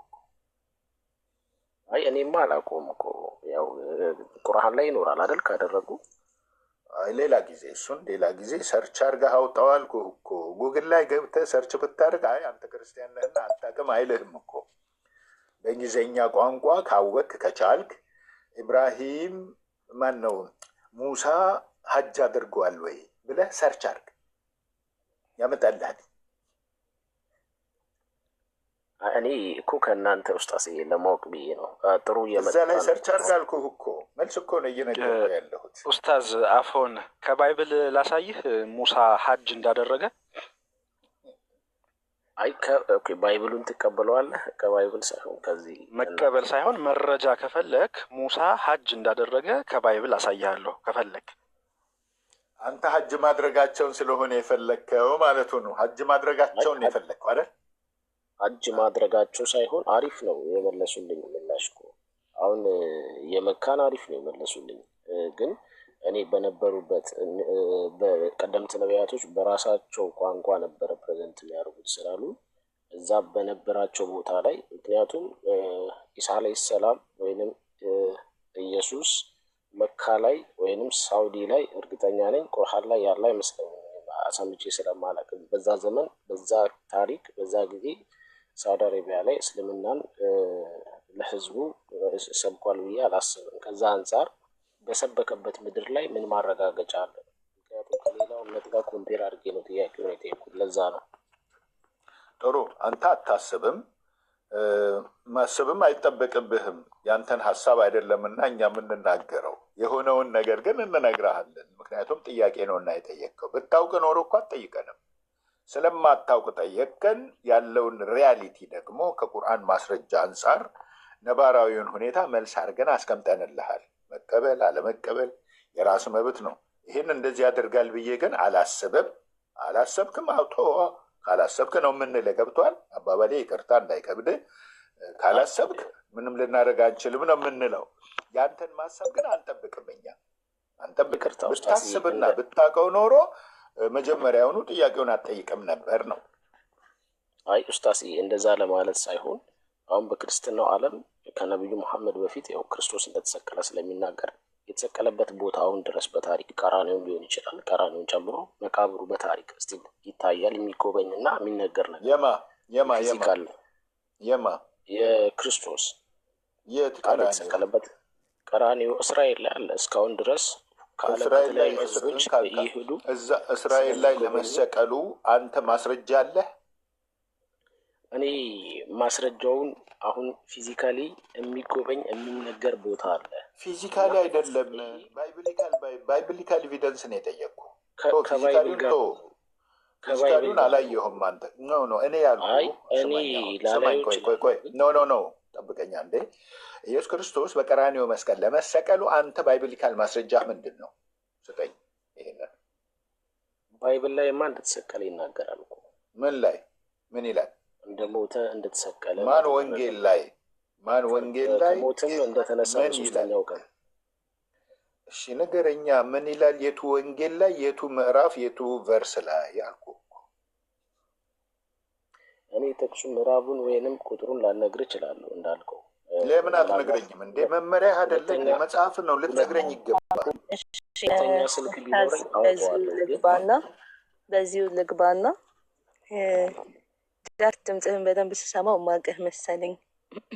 በዚህ በተረጋጋ ሁኔታም ደግሞ መተህ በሌላ አካውንት በመጠየቀ አምሀፒ ወዚዮ ግን ደግሞ አሁን በነገለ ፈጅ ላይክ ይላል እየተባባልን ከሆነ የምንለው ለመማማል ይቸገራል ነው። እኛ ላናውቀው እንችላለን። አንተ የምታውቀውን ቦታና ማስረጃ ሲኖርህ ደስ ይለናል። በዛ ወይ እንቀጥላለን።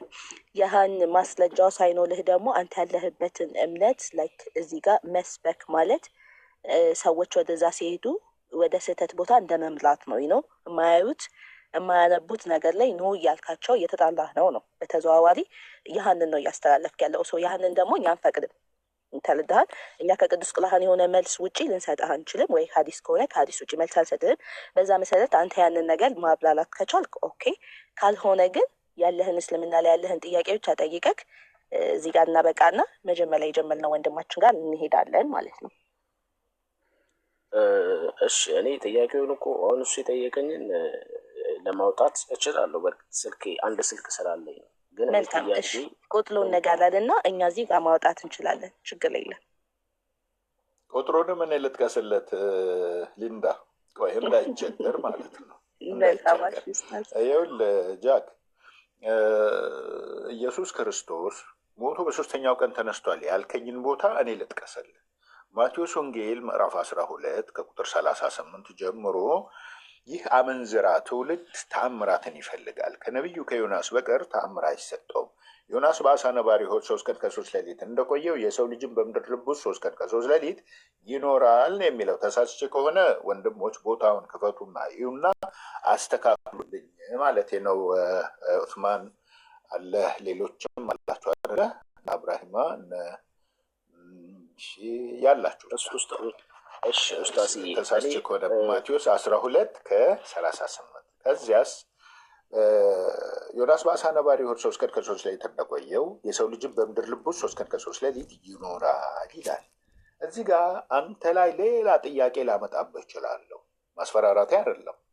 ስለመሞቱ ሳይሆን የሚናገረው 3 ቀን ከ3 ሌሊት ምድር ላይ መኖሩን ነው የሚናገረው። ልክ እንደማን? እንደ ዮናስ በአሳ ነባሪ ሆድ 3 ቀን ከ3 ሌሊት ሲኖር አልሞተም፣ ነፍሱ ከስጋው አልተለየም። ራሱን በሱ ምሳሌ ካመጣ ኢየሱስ ነፍሱ ከስጋው አልተለየም ልለው እችላለሁ። ተግባባን? አንድ ኮንትራዲክሽን ያዝ እዚህ ጋር። ሁለተኛ ዮሐንስ ወንጌል 19:14 ላይ ጲላጦስን ካችሁ ንጉሳችሁ ብሎ በፈረደበት ሰዓት 6 ሰዓት ነበር ይላል። በማርቆስ 15:25 ላይ ደግሞ በሰቀሉትም ጊዜ 3 ሰዓት ነበር ይላል። የ1980 ቀላል ትርጉም ከጠዋቱ 3 ሰዓት ብሎ ጨምሯል። ከጠዋቱ የሚልን ጨምሯል። 1980 ቀላል ትርጉም 66ቱ ባይብል ማለት ነው። 1997ም እንደዛው ነው የሚለው። እሺ እዚህ ጋር አሁንም ሁለተኛውን ኮንትራዲክሽን ላሰማህ ነው። ዮሐንስ ላይ ፍርዱን ነው 6 ሰዓት ያለው፣ ስቅለቱ ገና ነው። ወደ ጎልጎታ ተራራ እስከሚወስዱት ከሁለት ወንበዶች መሃል እስከሚሰቀል እስከሚባሉ ድረስ ገና ነው፣ አልደረሰም። ማርቆስ ግን ከጠዋቱ 3 ሰዓት ላይ ስቅለቱን አጠናቆ ጨርሷል ይለናል ባይብል። አንተም ብጠይቅህ እስኪ መልስ ስጠኝ። ከፍርድና ከስቅለት የቱ ነበር መቅደም የነበረበት? ሆነ እንኳን ቢባል ጃክ። ኦኬ ኡስታሲ ይሰማል። የኔ ጥያቄ ፕሊዝ ቆይ እንግባባ። እኔም አንዴ ነው የምፈልገው፣ 10 አልፈልግም። ፕሊዝ ኖ እኔ አላስኬድህም። እኔ እንደዚህ አይነት ውይይት አላደርግም። የጠየቅኩን መልስ አምጣ። ከፍርድና ከስቅለት የቱ ነው መቅደም የነበረበት? እኔ የመጽሐፍ ቅዱስ ብዙ እውቀት የለኝም ብያቸዋል። እባክህ ቶ መጽሐፍ ቅዱስን አናንብበው። አንድ ሰው ላይ ፍርድ ተፈረደበት ከመባሉ አስቀድሞ ተገደለ ይባላል? አው ወይም አይ?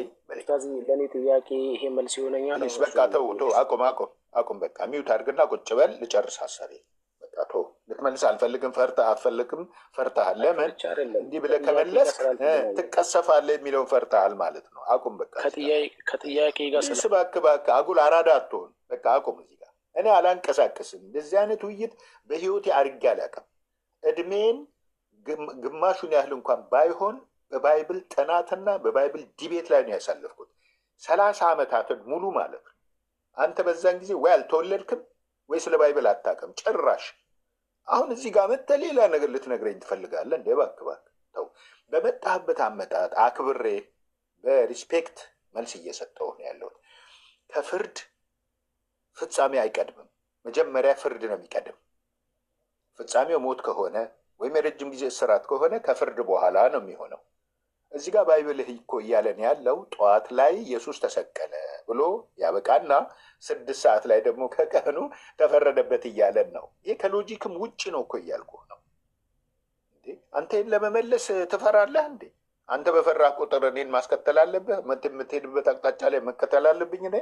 አይደለም ማለት ነው። ኢዘን ይሄ ሁለተኛው ኮንትራዲክሽን ነው።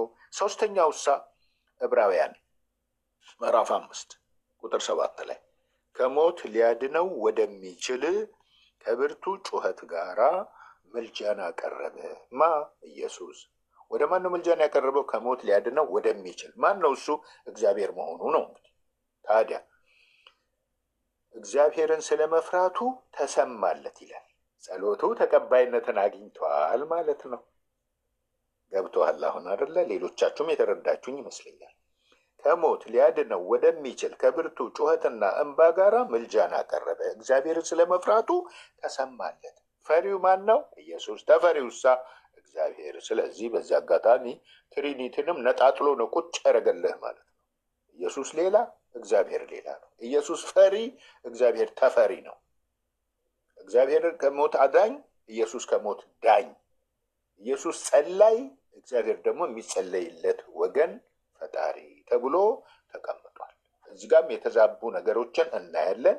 የተዛቡ ነገሮችን ምናልባት ይሄ ያስተካክላችኋል ካላችሁ ያለ እናንተን ተውላችኋለን ማለት ነው። ስለ ኢየሱስ ክርስቶስ ስቅለት አለመሰቀል ጉዳይ ቁርአን ብቻ አይደለም የሚያስቀምጠው፣ ባይብልም ራሱ በመሰቀሉ ዙሪያ ላይ ብዙ ጭቅጭቆችና ችግሮች መኖራቸውን ያስቀምጥና እጅግሩን ለቁርአን ይሰጣል። ባይብል ምን ብሏል? ቁርአን በምዕራፍ 4 ከቁጥር 156 እስከ 159 ድረስ ባለው ላይ ወቢኩፍሪህም ወቀውሊህም አላ መርየመ ቡህታናን ዐዚማ ወቀውሊህም ኢና ቀተልና ልመሲሐ ዒሳ ብኑ መርየመ ረሱለላህ ወማ ቀተሉሁ ወማ ሰለቡሁ ወላኪን ሹቢሀ ለሁም ወኢነ ለዚነ እኽተለፉ ፊህ ለፊ ሸክ ሚንሁ።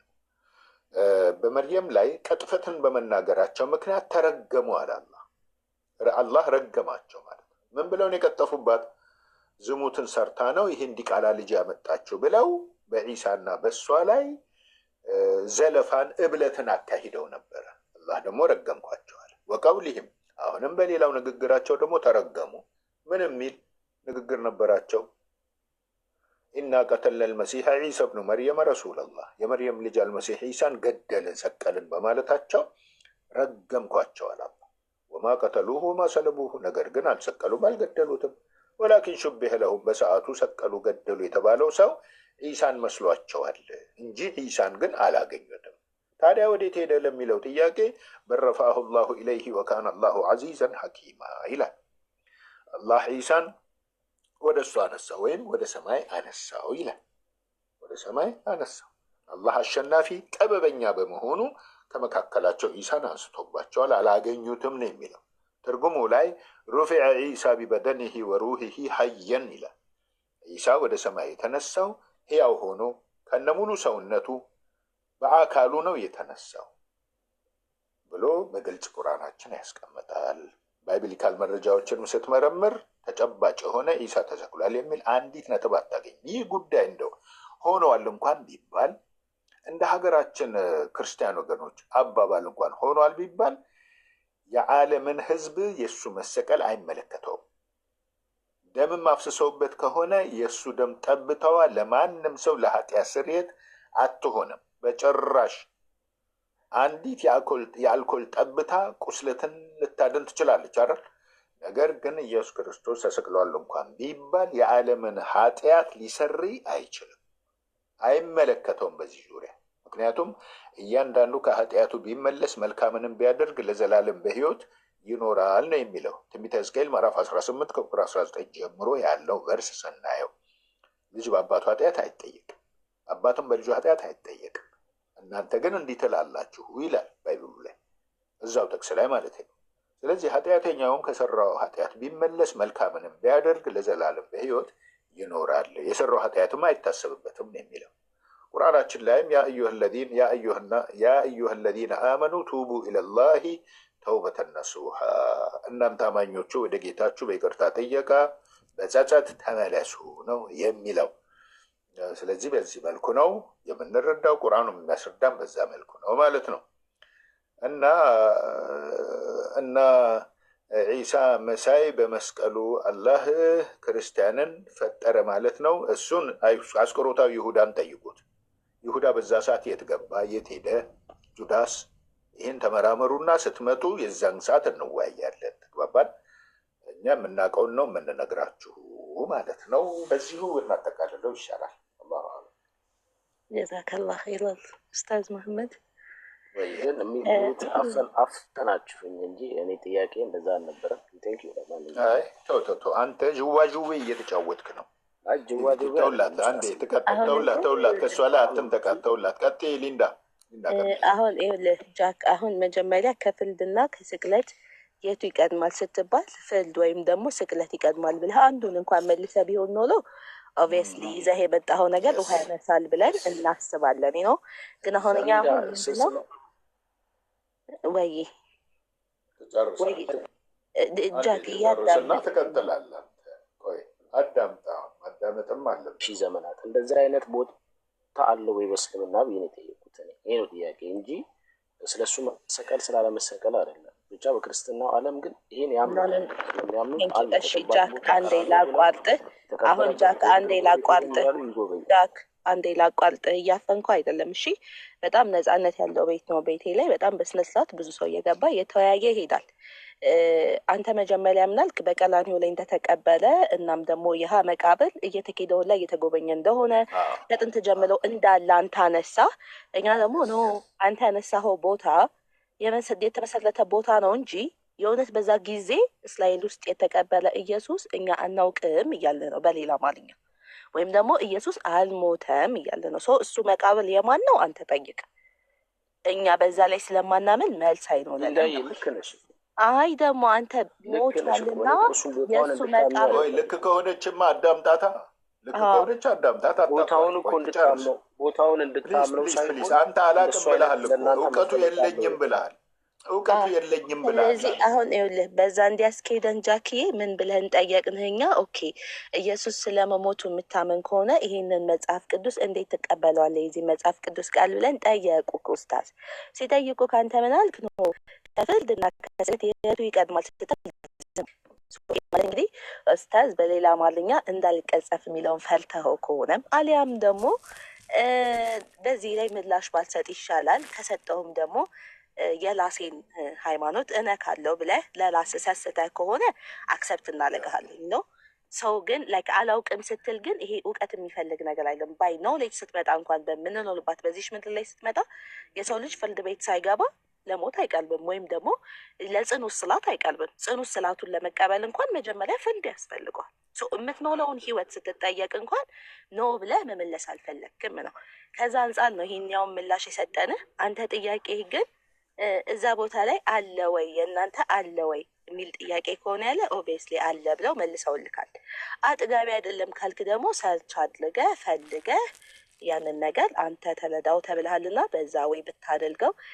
ከላይ መጀመሪያ ላይ ጀመርነው ሌላ ልስ ስለነበረ እሱን ብንቋጭ መልካም ነው። ጃክ በጣም አንገብጋቢ ነው እኔ ሻዳ የሚያስይዘኝ ይሄ ጥያቄ ሲመለስልኝ ነው ካልክ ግን ኦብቪየስሊ የህይወት ጉዳይ ነው። ያንን ጥያቄ መመለስ ግዴታ አለብን።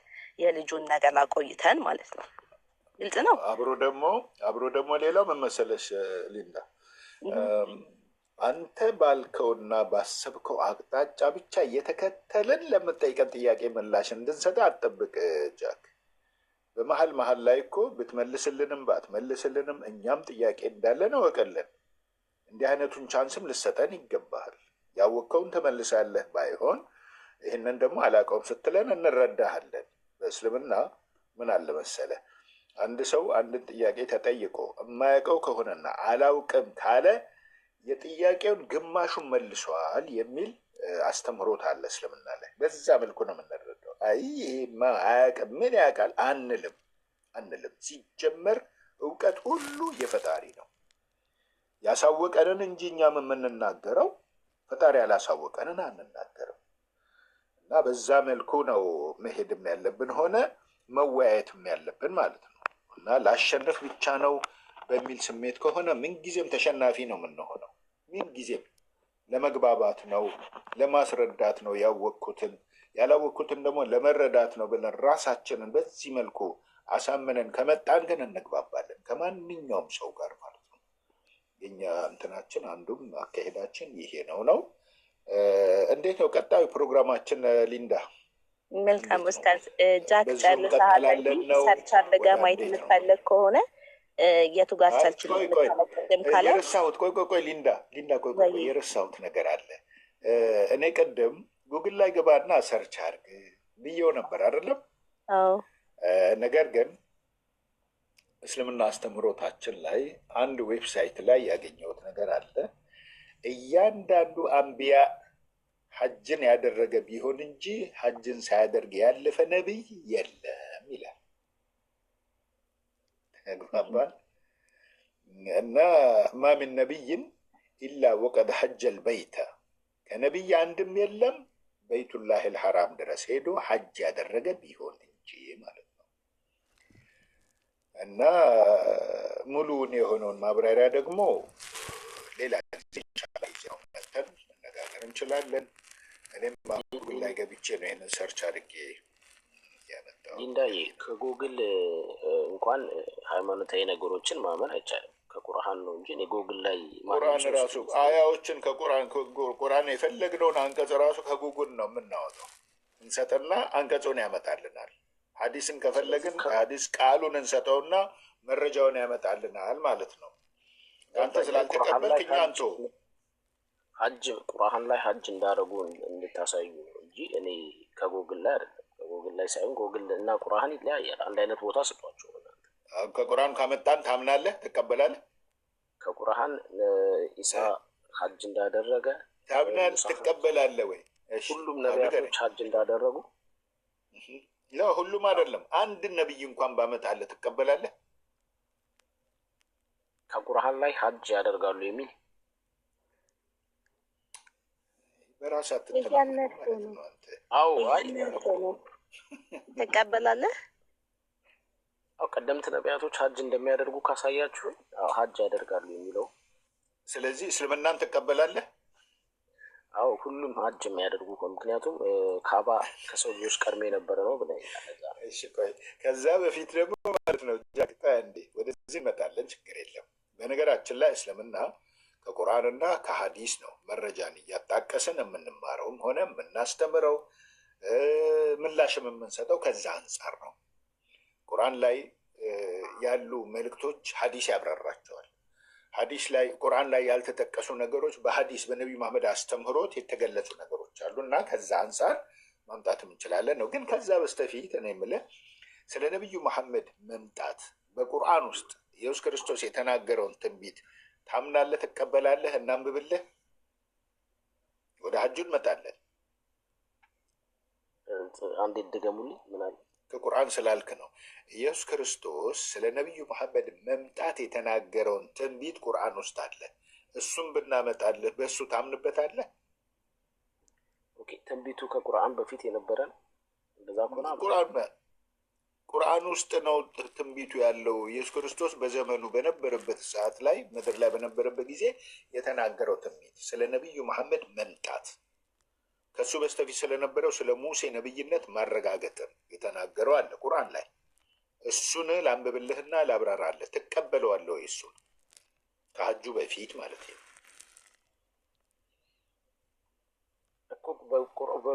በቁርአን ለፕሮፌት መሐመድ አይደል የወረደው? ስለዚህ መሐመድ ፕሮፌት መሐመድ ናቸው በቁርአን የገለጹት። ያን ቆይ ላንብብልህና ሀሳቡ እንዲገባ ግልጽ እንዲሆንልህ ላንብበው። በቃ ቦታው ፈርሱን አይሻልም?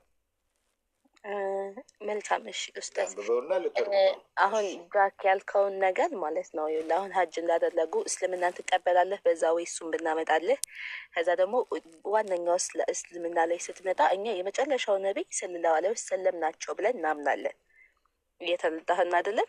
አንተ ደግሞ መዳን በክርስቶስ ነው ብለህ ታምናለህ። ሶ ያንተ እምነትህን በደንብ አላወቅከውም እና ትንሽ አሁን ለአንተ ሌላ ግር የሚልክ ነገር እንዳይፈጥር መጀመሪያ ስለ ነቢዩ ሰለላሁ ዐለይሂ ወሰለም የመጨረሻው ነቢይ እንደሆኑና ነው በእሳቸው እንዳለቀ የነቢይነት መጨረሻ እሳቸው እንደሆኑ ታምናለህ?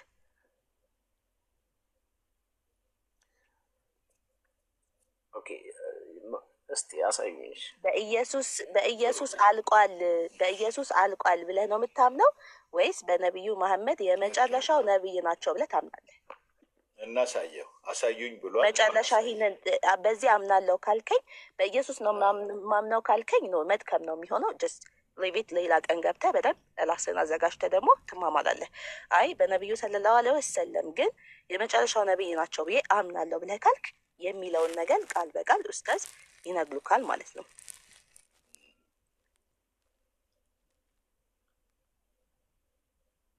ይሰማል? ቀጥል። ይሰማል። ፕሮፌት መሐመድ የመጨረሻው ነቢይ መሆናቸውን ታምናለን ያልሽ? እሳቸው የመጨረሻው ብለህ ቢመጣ የሚል ማስረጃ ቢመጣ ማለቷ ነው እኮ። እኔ ተረድቻታለሁ። አይ እኔ አሁን ሁሉንም ነገር ከቁርአን ነው የምገልጹልኝ። ቁርአን ደግሞ ለእርሳቸው የወረደ ነገር ነው እና ሁሉም ከዛ በፊት የነበረው ነገር ተጠቃሎ ቁርአን ላይ ነው የሰፈረው።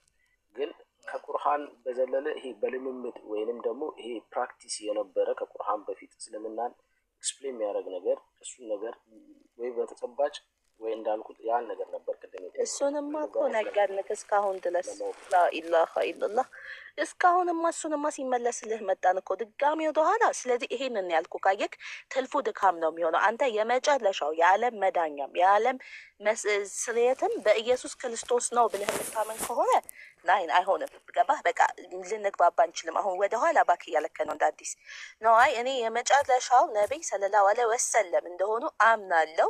እሱን ደግሞ እናንተ በማስረጃ ይዛችሁ መታችሁ እንድትነግሩኝ እፈልጋለሁ በልና ያንን እናሳይክ ነው። ግን ያህ ቦታ ላይ ነው እምነት የምትል ከሆነ ትንሽ ጊዜ ወስደህ ያለህበትን ሃይማኖት ጠያቂ ሆነክ አዋቂ ሆነክ ሂድና ከዛ በኋላ ያንን ተለተክ ከዛ እስልምናው ላይ ደግሞ ምን ይላል የሚለውን ነገር ለማወቅ ነው። ያንን እድል እንስጥ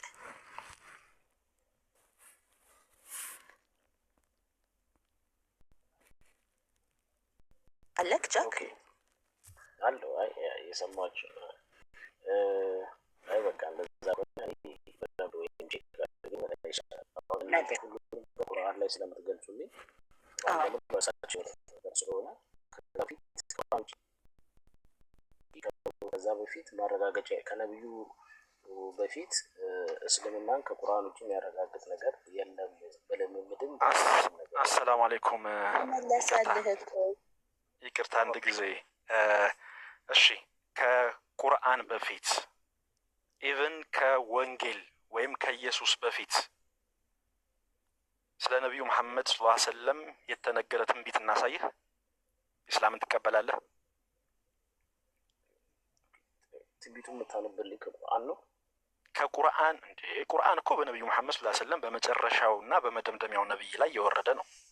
ከወንጌል ከኢየሱስ በፊት ከተውራት ከሙሳ በፊት የተነገረ ትንቢት እናሳይህ። ተረድቻለሁ። እሱን እኮ ትንቢቱን የምታነብልኝ ከቁርአን ላይ ነው አይደል?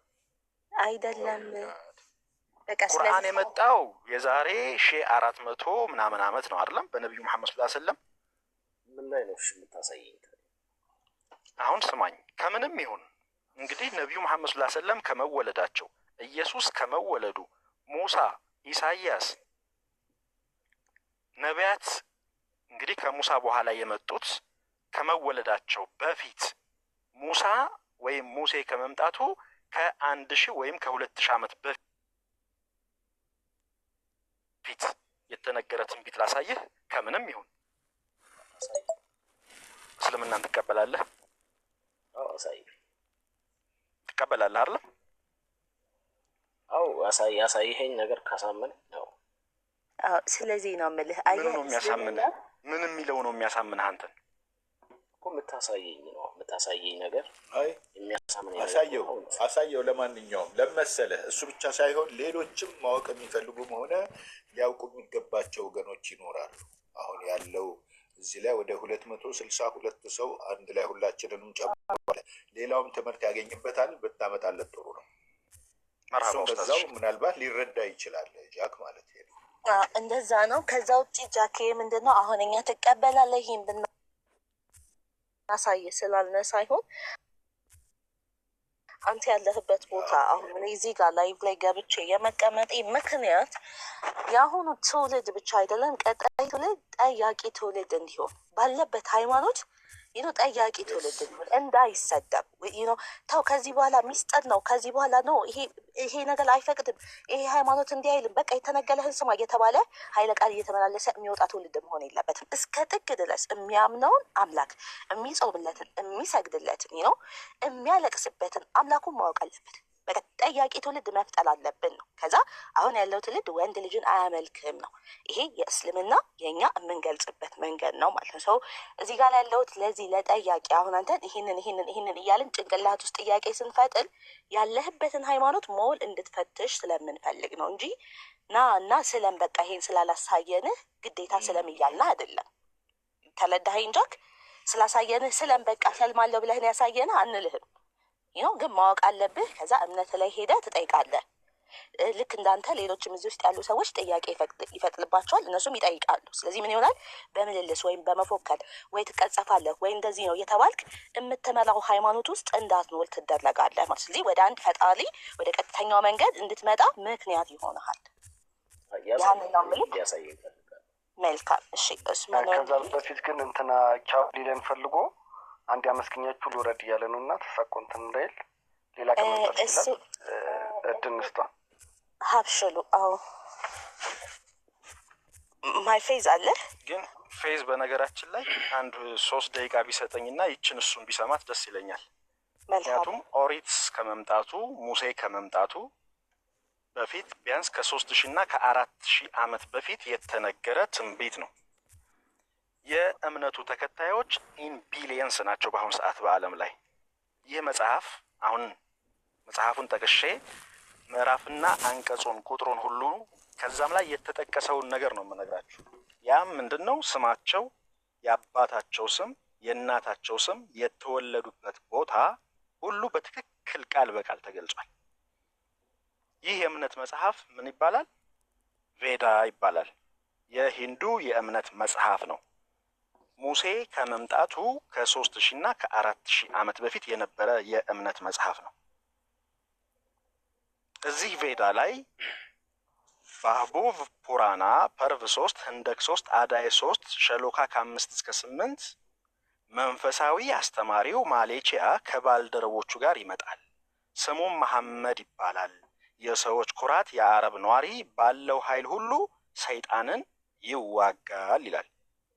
ካስፈለገ ጎግል ላይም ቼክ ማድረግ ስለምትችሉ ኦንላይን ስላለ ባህቡብ ፑራና ፐርቭ 3 ህንደክ 3 አዳዬ 3 ሸሎካ ከ5 እስከ 8።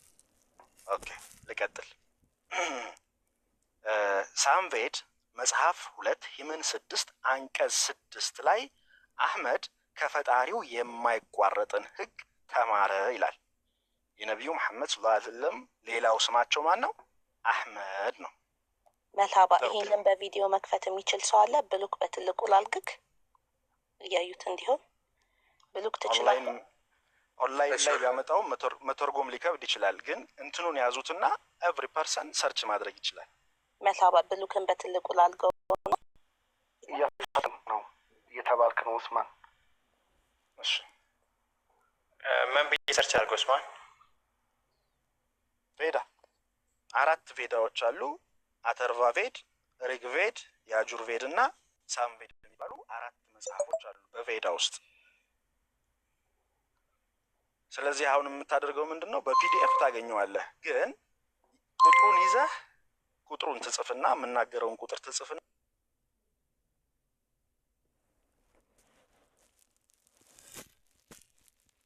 ሰርች ስታደርገው ግን እያንዳንዱ ሊመጣልህ ይችላል።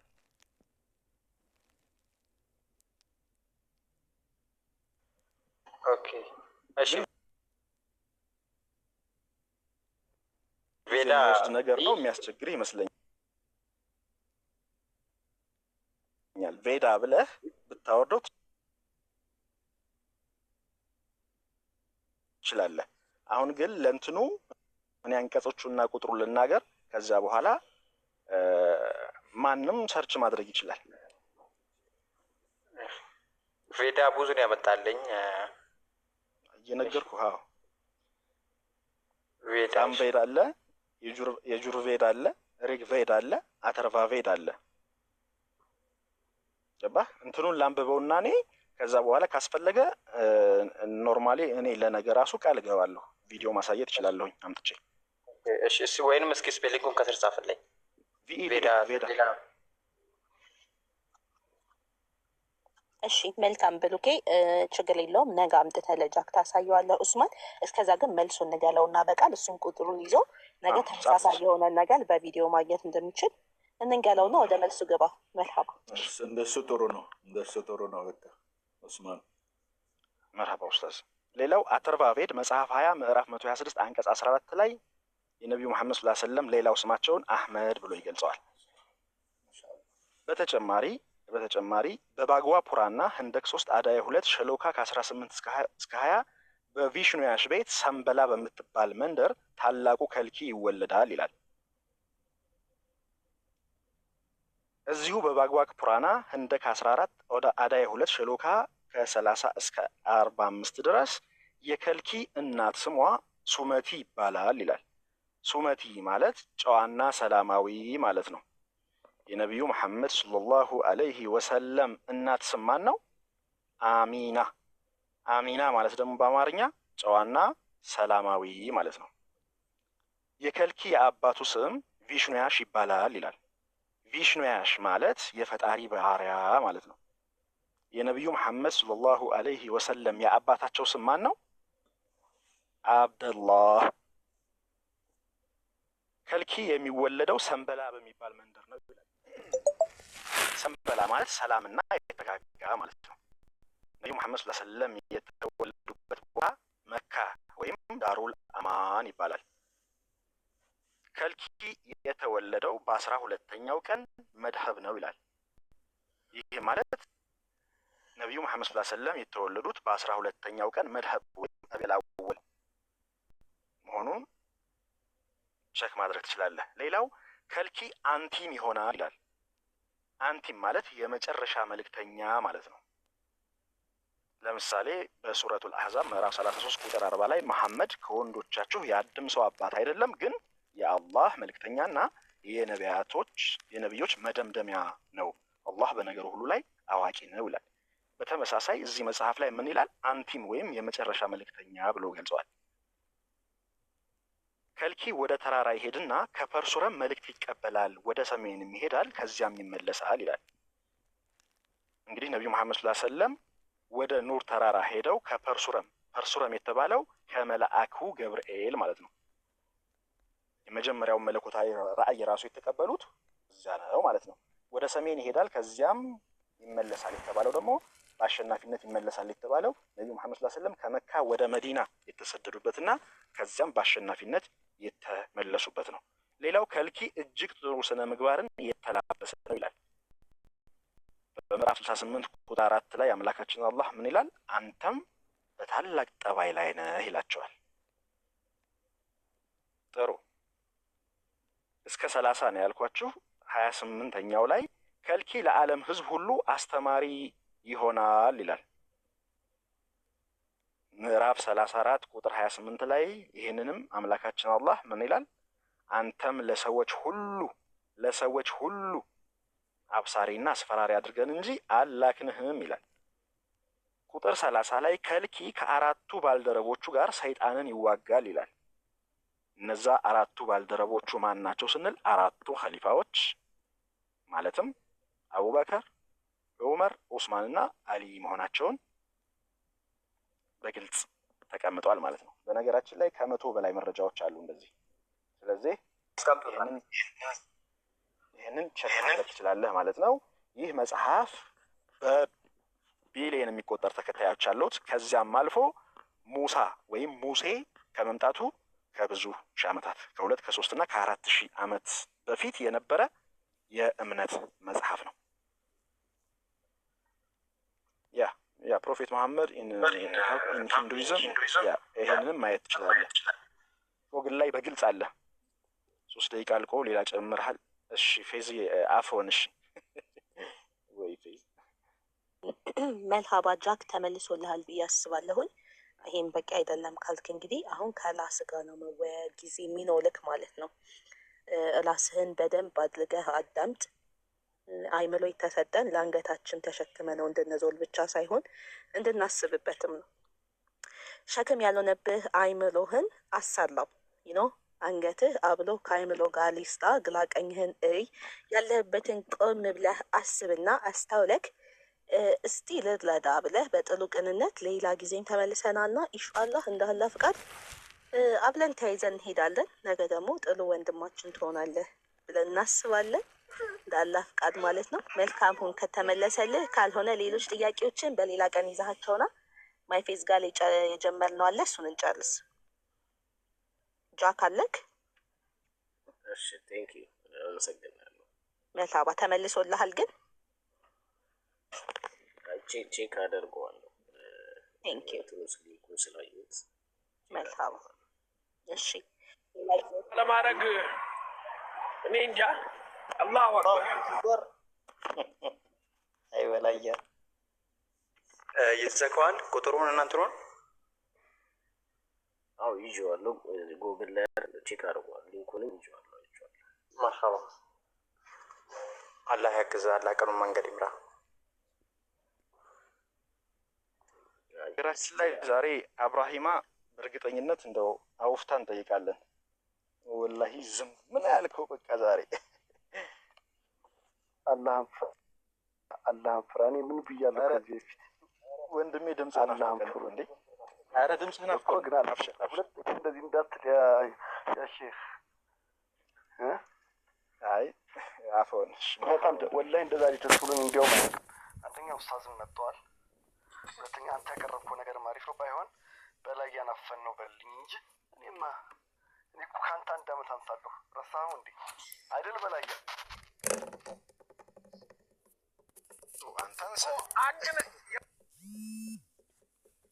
አንድ ነገር አለበት ውስጥ ቅመም አለችው። እሷን መነስነስ ከጀመረ እኔ ራሱ ራሴ ወላሂ ተክቢር ብቻ ነው የሚቀርብኝ። ወላሂ ኡስታዝም ሁላችሁም አብራሂማም ጀዛኩም አለ። ወላሂ አንዳንድ ቦታ ላይ ተክቢር አለማድረግ በጣም ይከብዳል። ለምን መሰለህ? በቃ ስብርብር አድርጎ የትኛውንም አይነት የጨለማ የሆነ ነገር ስብርብር አድርጎ ግልጥልጥ ይላል። የት ትሄዳለህ? አንሶላውን ፍራሹንም ከወሰዱ ቤት ነው ብትሄድ ከመቆም ውጭ ምንም ነገር የለምና አላሁ አክበር ግልጽ በረካው። ያው ዛሬ ወንድምየው እንግዲህ ተይዟል። ኡስታዝ እያሉ ማውራት ነውር ቢሆንም እንግዲህ አውፍ ይበሉን እንጂ በጣም ኡስታዝም ደስ ብሏቸዋል በአንተ መልስ። ወላ እስከ ነውርም ይደርሳል ማለት ነው ወይስ ነውር የሚባለው ነገር እንዴት ነው እናንተ ጋር? ምንድን ነው ዝም ብሎ ነገር ነው እንዴ ነውር የሚባለው? ከባድ ነገር እኮ ነው። አንተ ያ ዑስማን እኔ በነገራችን ላይ በእንደዚህ አይነት እንትን በጭራሽ አላምንም። ሰው አላህ ያሳወቀውን ሁሉ መናገር አለበት። በተለይ ይሄ የዳዕዋ መጃል ነው፣ የዳዕዋ መድረክ ማለት ነው። ዳዕዋ ላይ ሁሉም በየራሱ የተሰጠው ነገር አለ። ስለዚህ ወደ ኸይር መጣራቱ ነው እንጂ የሚፈለገው እከሌ እያለ እኔ መናገር የለብኝም እንዴ? እስቲ እከሌ እያለ እኔ አልበላም በል እስኪ። ባይ ዘ ወይ ብትሳሳት ኖሮ ኡስማንዬ ኡስታዝ የሚያቋርጡክ ነበረ። ትክክለኛውን ነገር እየተናገርክ ስለሆነ ነው ሁላችንም ዝም ብለን ሳፋ። እንደውም ሊንዳ ይኸውልሽ፣ እንደውም የአሁኑን እንትን ኡስማን እስኪ በፒዲኤፍ ካለ በፒዲኤፍ ስራውና ከነ ትርጉሙ አንድ ላክልኝ። እኔ በኩል ይፈልጋለሁ በቴሌግራም ላክልኝ። አንድ ይሄ ነው። ሁለተኛ ቀርጻችሁታል ግን በቪዲዮ እህታችን ሊንዳ ተቀርጿል። ይሄ ፕሮግራም አልተቀረጸም እንዳትይ ግን ያው ዳውንሎድ እናደርጋለን ራሱ ላይ ስለሚቀመጥ ኢንሻአላህ። እኔ በቃ እሱን ነው አንድ የምፈልገው በዋነኝነት ይሄ ቪዲዮ እንትኑ ተሰርቶ በቪዲዮ ብዙ ቦታ መድረስ አለበት። ኮፒ ሊንክ እየተደረገ ሼር እየተደረገ በደንብ መሰራጨት አለበት ማለት ነው። ብዙ ሰዎች እንደዚህ አይነት እንትኖችን ላያውቁ ይችላሉ። በተለይ ሙስሊሞች ሁላችንም እንደዚህ አይነት ነገሮችን ማወቅ አለብን። ሁላችንም ተናጠል የተለያዩ አካባቢዎች ሞዴሬተሮች መቼም ይቀዳሉ ኢንሻአላህ። መቀዳት አለበት ሀቂቃ። እኔ ቅድም እንደውም እኮ አስታውሻችሁ ነበረ። ለመሆኑ ሪከርድ እያደረጋችሁ ነው ወይ? ችግር የለውም ኡስታዝ፣ ነገም ቢሆን መድገም እንችላለን። ጊዜም ተዘጋጅተን እሱን ልልህ ነው። ይህን ራሱን በቻለ ይህን ርዕስ ብቻው ሌላ ሳይቀላቀልበት እንደ ቀድሞ በማብራራት ብታቀርበው ጥሩ ነበረ። ማሰልቸት ካልሆነ ልልህ ነበረ። ጥሩ ነው አንተ ብለዋል። ጀዛከላ ኸይራን። ሪከርድ አድርገናል ያሉ ልጆች አሉ። ሼር አድርጉልን፣ ሜንሽን አድርጉን። እሺ ሪከርድ ካለጋችሁ ስፖስቱ ሜንሽን አድርጉን። መልሀባ ማይፌዝ በጣም ረጅም ሰዓት አቆየን፣ ይቅርታ። አማን ኺያር ያለውን አይታችኋል። እዚህ ጋር ዶክተር ዛኪርም ሙዛከራ አድርጓል በዚህ ዙሪያ የሚል ጽፏል። እዚህ ጋር ጥሩ ነው። በታስማን ተዘጋጀና በዚህ ዙሪያ ላይ በትክክል አለ፣ ቪዲዮ ሁሉ አለ። አዎ ኡስታዝ፣ የዶክተር ዛኪር ቪዲዮ ሁሉ አለ በትክክል። አንተ ደግሞ በአማርኛ በማብራሪያ አድርገህ አቅርበው። እኛ ትለዋል ኢንሻአላህ። ኡስታዝ ደከማቸው ማይሼዝን እናስተናግደው 3 ደቂቃ ብለን 30 ደቂቃ አደረግንበት። በጣም እጅጉን ይቅርታ።